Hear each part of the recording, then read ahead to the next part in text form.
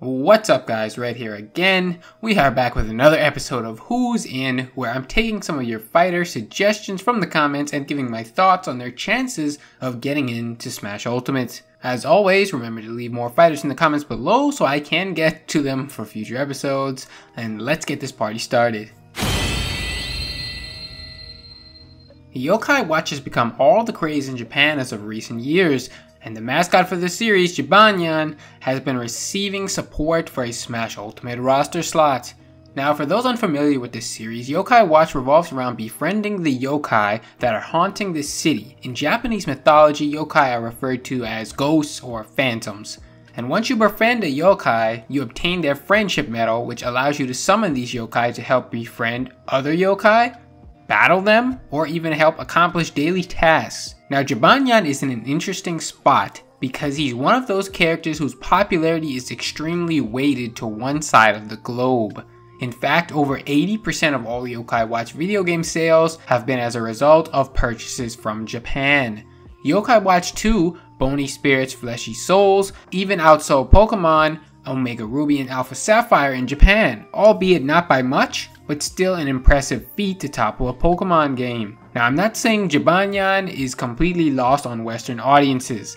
The Yokai Watch anime has an excellent slot on Disney XD at 5:30 p.m. and the series has remained stable on Disney XD for 3 seasons now. Additionally, Jibanyan was even front and center at McDonald's as Yokai Watch toys were featured as the toys given out with Happy Meals for quite a while. Now, Level 5, the company responsible for Yokai Watch, does have a long relationship with Nintendo, dating all the way back to 2007 with their first release, Professor Layton and the Curious Village on DS. Since then, Level 5 has gone on to release 37 more games on Nintendo consoles, with even more planned for the future. So they really have a strong connection, which can only help Jibanyan, though he still does have giant hurdles to overcome. Smash Ultimate was most likely already in the development process by the time Yokai Watch was even localized in the US. Sakurai and company would have had no usable data to go off of in terms of popularity outside of Japan until most likely halfway through Ultimate's development cycle. This is a giant red flag. And with that considered, I have to give Jibanyan only a 3% chance of getting into the base game. It would be a near miracle if he somehow made it onto the screen at December 7th. There are far too many other highly requested third-party characters that would be able to fill that slot for now. Now, DLC is a different story. If Yokai Watch continues to build in the US, to couple along with the popularity in Japan, I can see his chances being a lot better in that regard. So I'd probably say about 20 to 25%, with the potential to go even higher depending on his US growth. And as far as my personal want factor, again, this is a character I have absolutely no connection with, as I've never played a Yokai Watch game and I've never watched a single episode of the anime. That being said, he has a pretty cool character design, which is enough for me to give him a 5%. Crash Bandicoot likely needs no introduction, as he's an insanely popular video game character across all the globe. In fact, it's not too much of a stretch to say Crash is somewhat of a gaming icon, especially for people born in the 90s and early 2000s.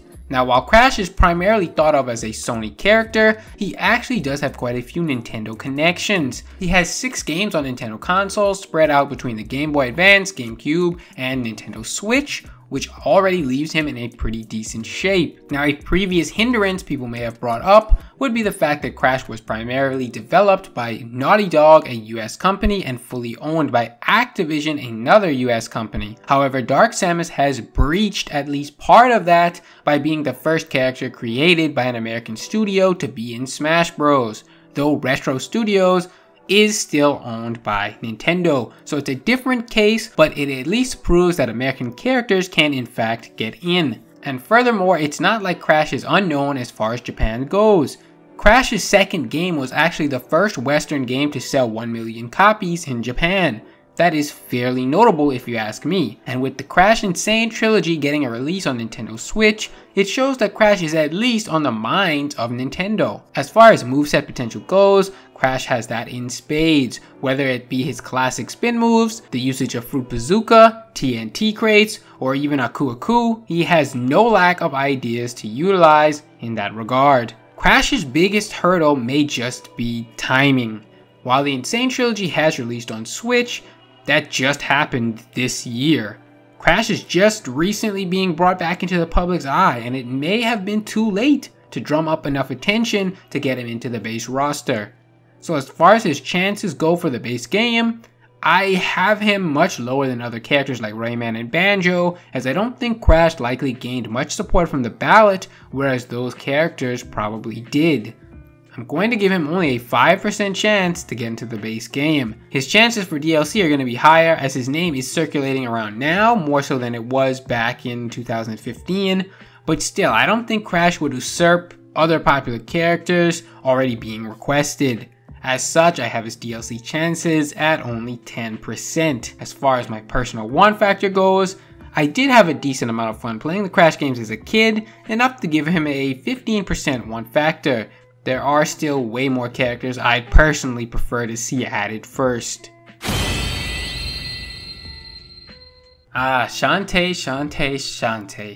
This is a character who has so much speculation around them that it's going to be really interesting to see how this shakes out one way or the other.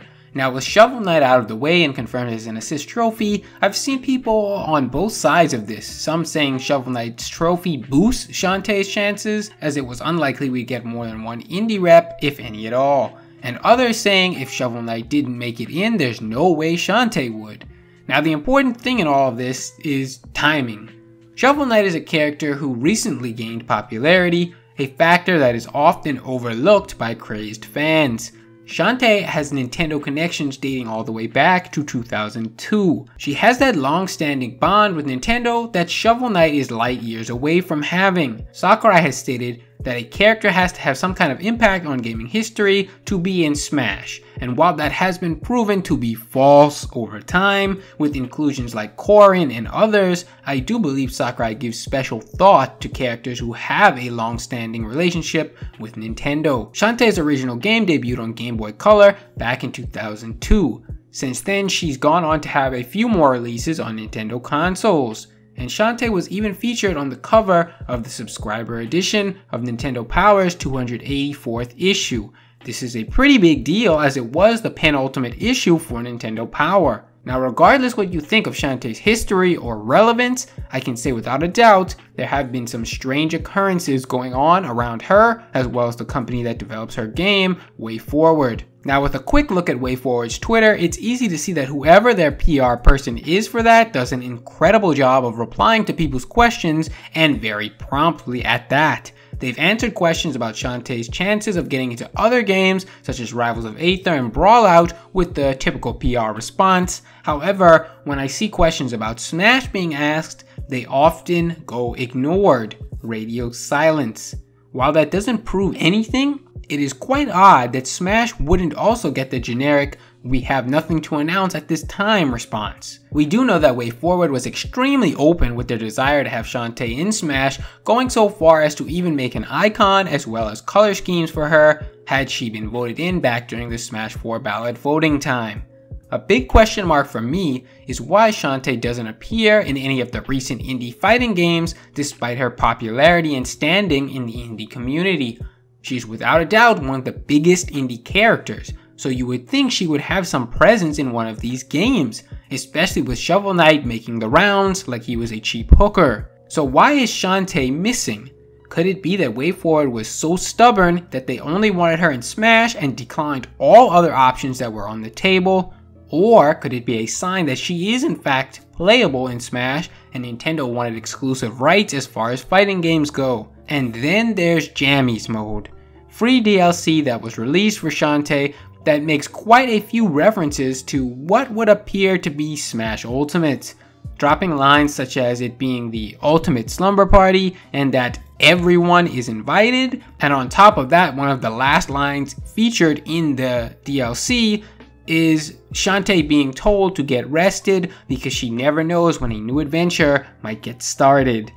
Now again, all these hints don't confirm anything, but making such obvious hints when your fan base has been clamoring for her inclusion in the Smash roster seems like an interesting approach if they knew she wasn't in. So I feel like either two things are happening here. Either Shantae is in and Way Forward is alluding to that softly, or she's not in at all and this is an attempt to drum up hype for her to get in as DLC. I think if she is in fact an assist trophy a la Shovel Knight, her fans may be really pissed given how Way Forward have chosen to handle things.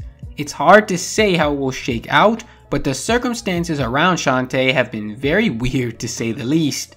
Overall, I'm leaning towards giving her a 35% chance of being in the base game.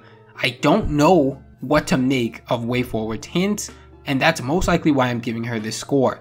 She has Nintendo history as well as decent popularity, but at the end of the day she is still an indie character, and none have been able to crack the playable roster yet. But I still can see her possibly getting in. As for DLC chances, I'm really not sure either. I'll put her at 45%, as I can see her fanbase still making a giant push for her to be in as a playable character, but of course, this is entirely dependent on her not being an assist trophy, as unless Sakurai is upgrading from trophy to playable in the same game as DLC, that would really just rule her out. As far as my own personal one factor, Shantae gets a 55%. I've always been partial to genie characters dating all the way back to Aladdin. I really love her design and I think she would make an awesome fighter. So guys, that brings us to the end of this video. As always, please leave more fighters in the comments below. I'm trying to get to as many of them as fast as I can. Make sure to check out some of my other content if you have time. And don't forget to subscribe for more future content that's coming out. Thanks for watching, and I'll see you guys next time.